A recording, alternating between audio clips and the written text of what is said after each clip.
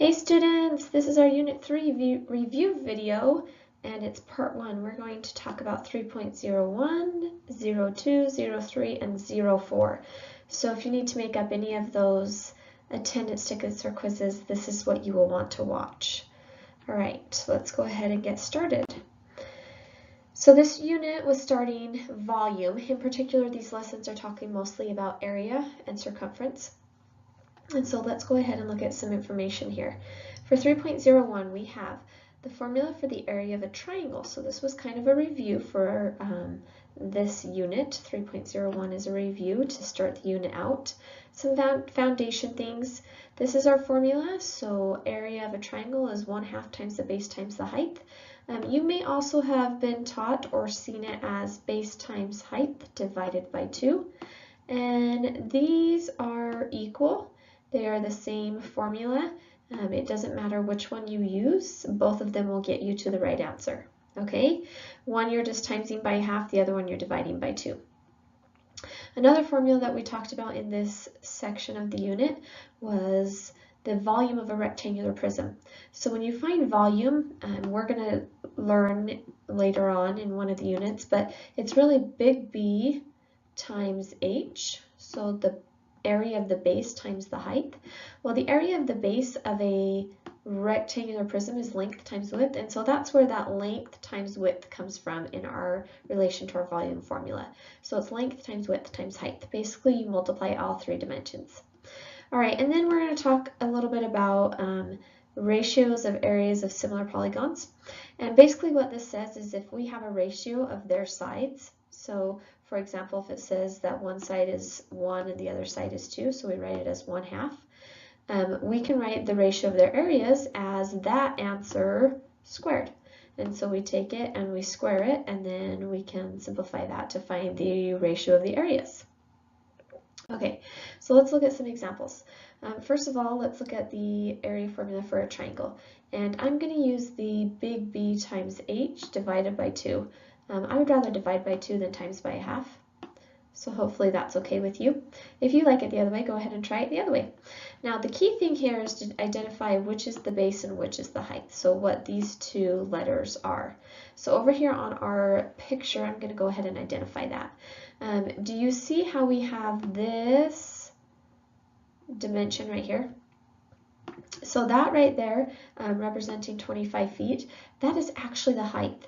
And the reason I know that that's the height is because it meets the triangle at this 90-degree angle right here, okay? So wherever you find that 90-degree angle, that's going to be the height. And then the other one that connects with that, so this one right here, the 120, the base, that's considered the base. And so that is going to be our little b here. Okay, so when I plug this in, I get 120 times 25 for the height, and then I divide that whole thing by 2. Okay, I do not know what that is off the top of my head, so I'm going to pull out my calculator. Oh, just a sec. Let me grab this one. Obviously is dead, has no batteries. Just a sec. Okay, students, sorry about that. We're back in business now. So 120 times 25, which is 3,000. I probably could have done that if I would have thought about it in quarters, and then divide it by 2, and we get 1,500. And so we can see that the area of this triangle over here is 1,500 feet squared. And most of the time when you enter this on your quiz, or even on a test, it's just going to ask you to put the 1,500 and not the units. They'll be there for you. Okay. So then the next thing we talked about was the volume of a rectangular prism. And I'll remind you that volume equals big B times H. Now big B is representing something different than the last little b. This is representing the area of the shape, of the base of the shape. So here's our base, and it's a rectangle. And when you find the area of a rectangle, you do length times width. And then the formula says that we need to then multiply that by the height. So look, guys, what you're really doing is you're taking this base, so all this that I'm coloring in purple down here, well, kind of, you can see it.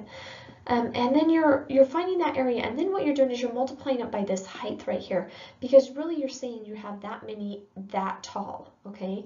So it's kind of like if you had a piece of paper and then you stacked it up as high as you could, so the area of the paper and then times it by the height, okay?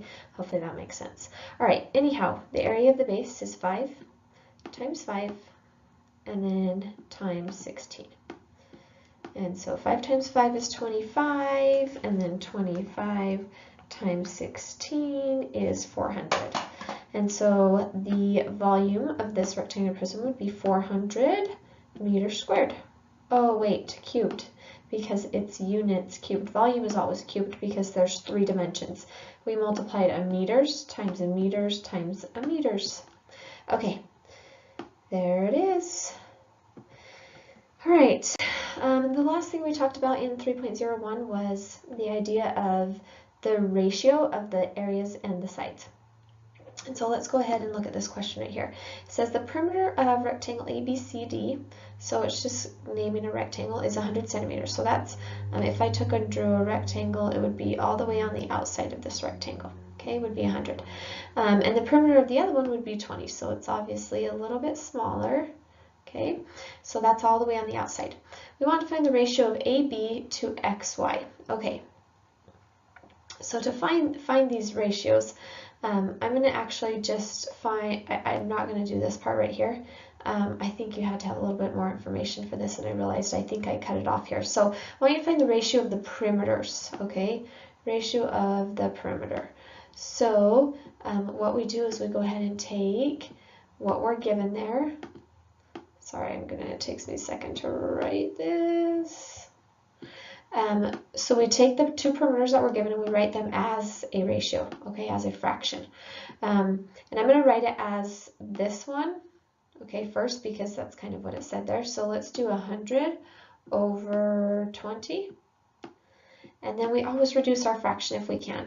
And a little trick when reducing, if you have 2 zeros on the back, you can kind of like cancel those out. It's really like dividing by 10. And then we have 10 over 2. Well, 10 over 2 actually equals 5 over 1, or just 5. And so basically we're saying that ABCD is 5 times bigger than WXYZ, okay? But that will help us to then find the ratio of the areas. So what I did is I just wrote the perimeter, the ratio of the perimeters, and then to find the ratio of the area, we take that answer that we got over here, okay, and we square it.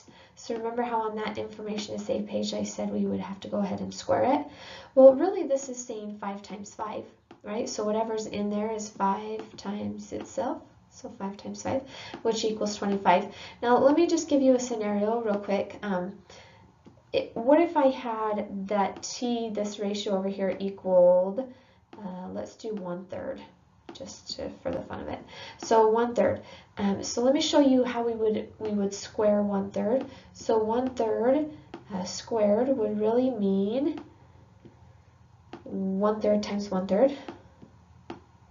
So 1/3 times 1/3. And so then when I multiply this, I just multiply straight across, okay guys? So this times this equals 1, and 3 times 3 equals 9. So the ratio of the areas of this example would then be 1/9. Okay? All right, let's move on to 3.02.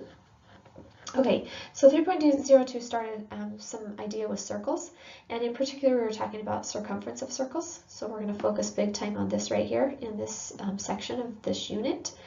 But as I go ahead and do that, let's talk about some definitions. First of all, a radius.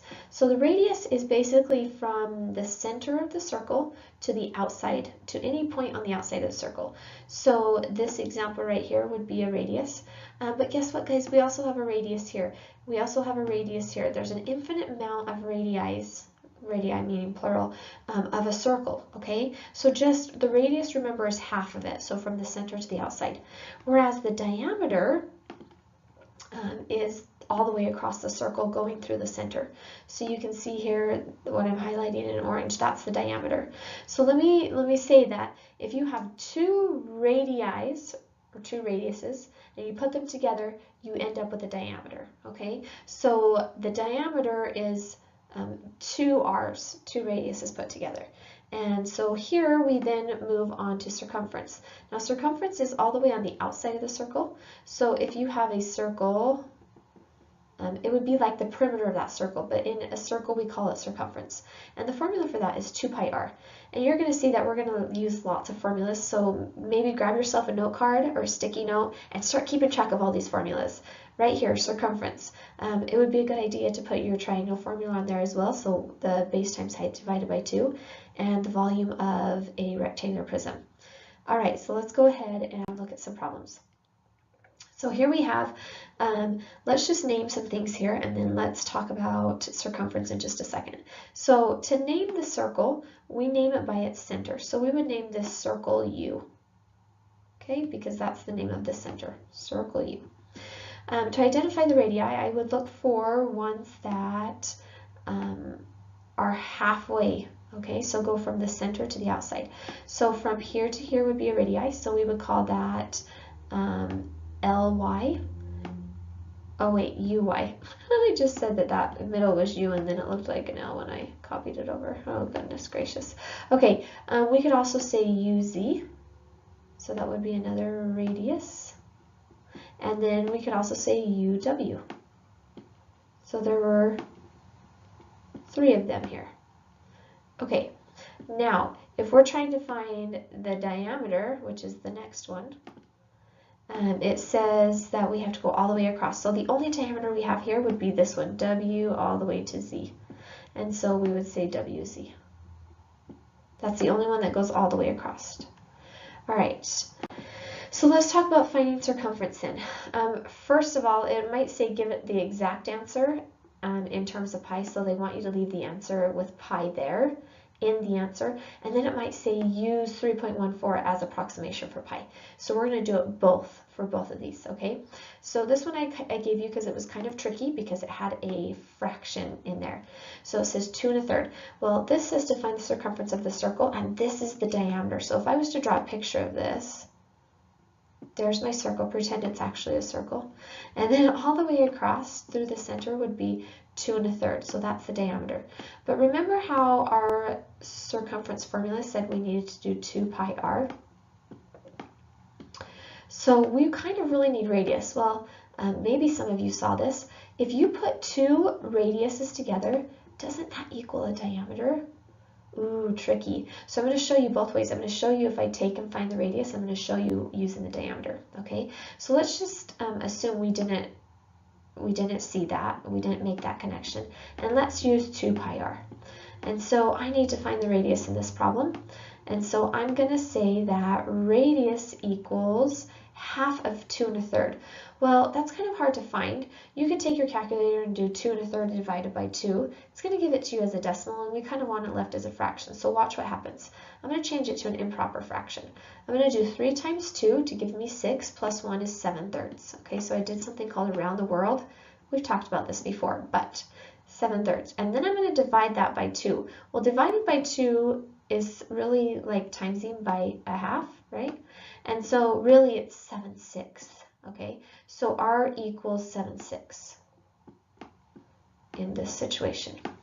Now, if r equals 7/6, when I plug it into my formula here, I'm saying 2 pi and then times, so 2 times pi times 7/6.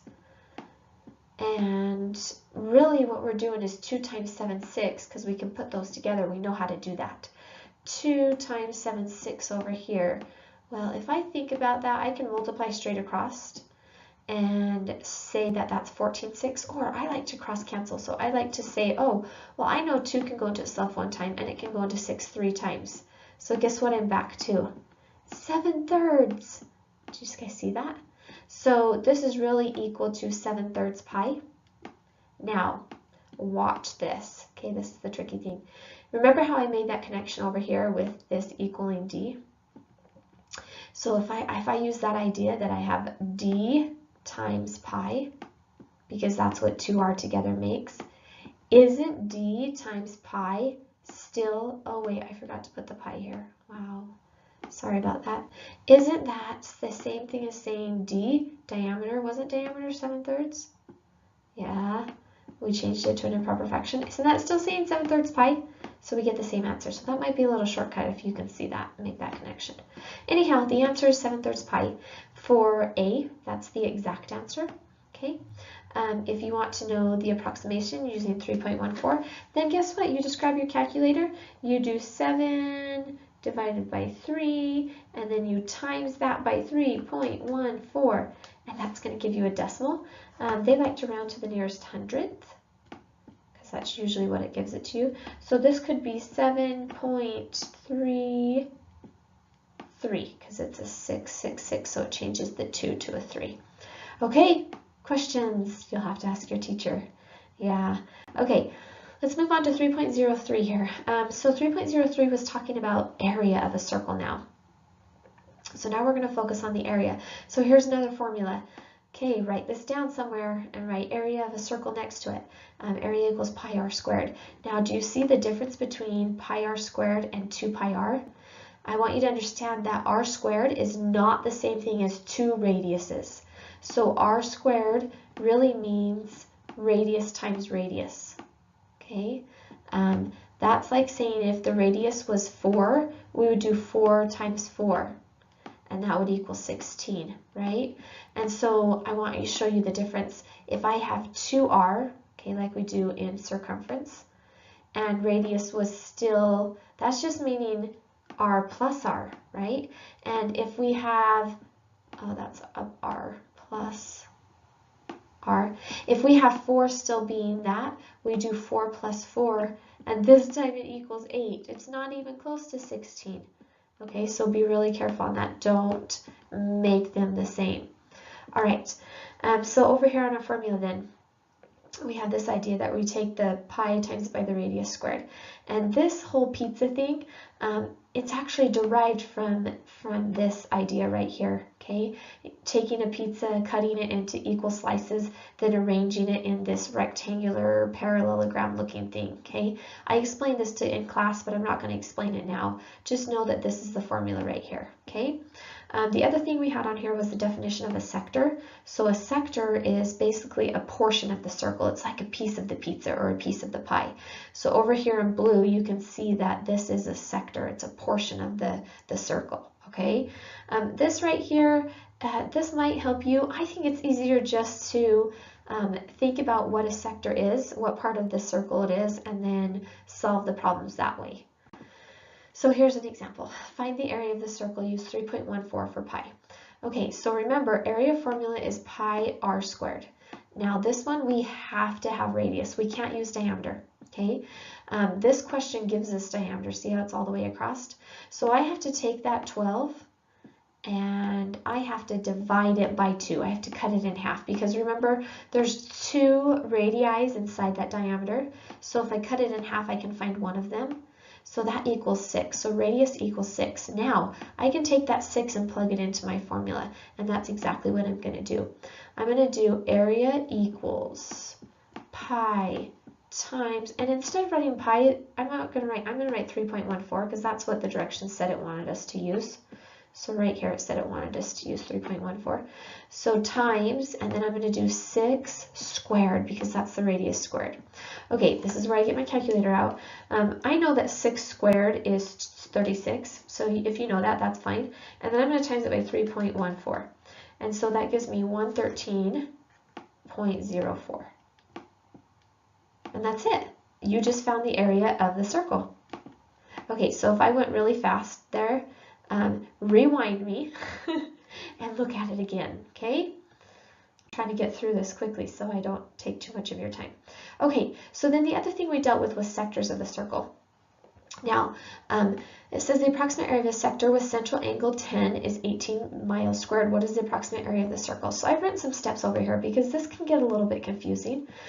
So here are your steps. First, you have to find the number of sectors given the central angle. So here's the central angle.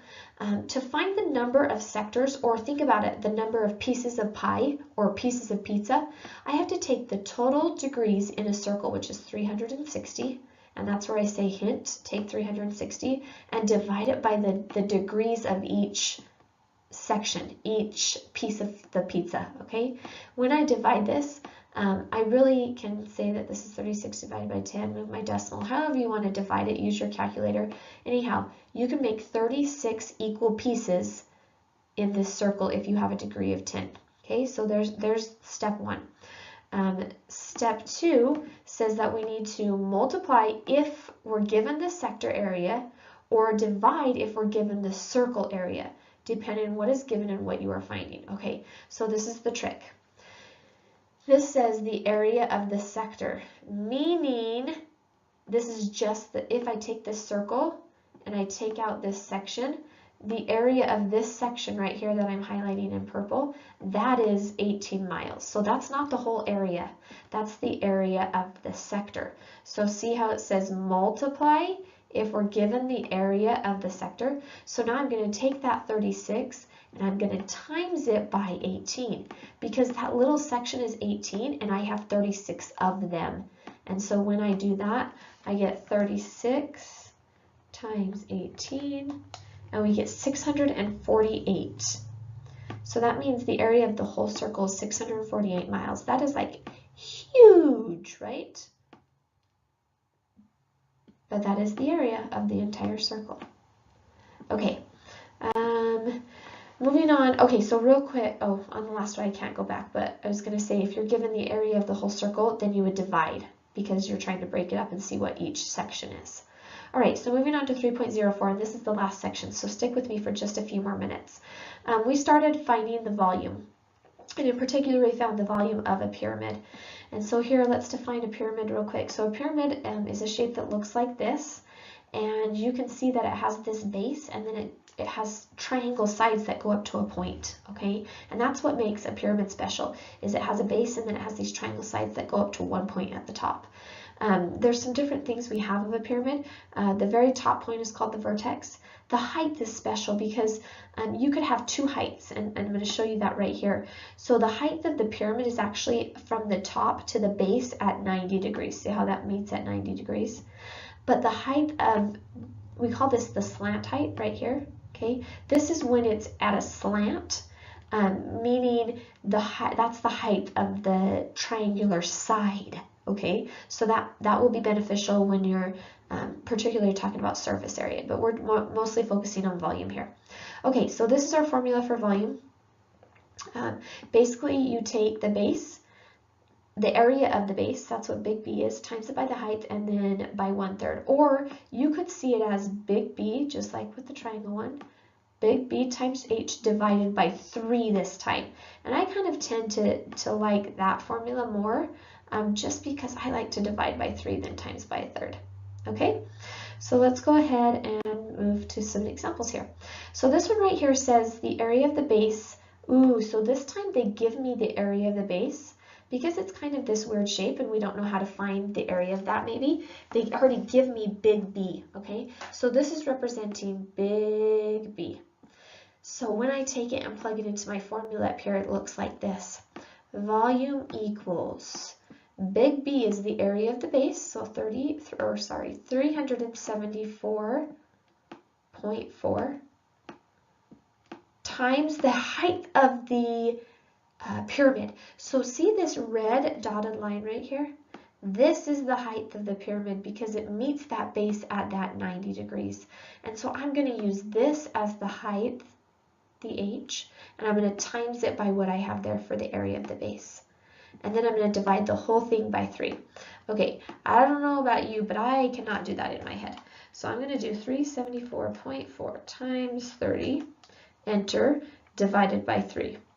Okay, so my calculator, I don't know if you can see that, but that gives me 3,744. 3,744. Okay, so this one was a little bit easier because they already gave us the area of the base. They gave us this big B, okay? Let's look at a question where they are not giving us big B. Okay, so it says, the main entrance to the Louvre Museum in Paris, France is a square pyramid. Ooh, that's the key right there, though. It says a square pyramid, meaning this base is a square, so that means this side is also 35. Okay, One side of the base is 35 and the height is 20.6. So you can see the height of the pyramid is 20.6 there. What is the volume? Ooh, okay, tricky. So here is our formula for volume, okay? And remember that big H, big B stands for the area of the base. So if this is a square base, then it's kind of like a rectangle, we do length times width, so area of base. So I'm going to go ahead and write big B equaling length times width in this problem. Now that's what's tricky about volume. That is going to change each time. It all depends on what shape that base is, okay? But in this one, we're going to do length times width. Okay, so my length is 35 and my width is 35. So here we go. Volume equals 35 times 35. That's representing big B in the formula. Okay, and I'll put that in parentheses. So that's representing big B. Then I'm going to do height. So we said height was 20.6, so I'm going to times it by 20.6 because that's the height of the pyramid. And then I'm going to divide the whole thing by 3. Okay, so now in our calculators, 35 times 35. Can you even see me? I don't know where that camera is. It doesn't show me the camera, so I hope you can see me. 35 times 35. And then I'm going to times that by 20.6 and hit enter. And then I'm going to divide that whole thing by 3. Okay, so after I do that, I get 401.467. So 401.467. And that's my answer. It's a matter of multiplying and then dividing that 3 out. And the reason why we divide that 3 out is because it forms that point. Okay, that's it. That's the first half of Unit 3. I hope that helped. If you have questions, please ask your teacher. Thanks, guys. See ya.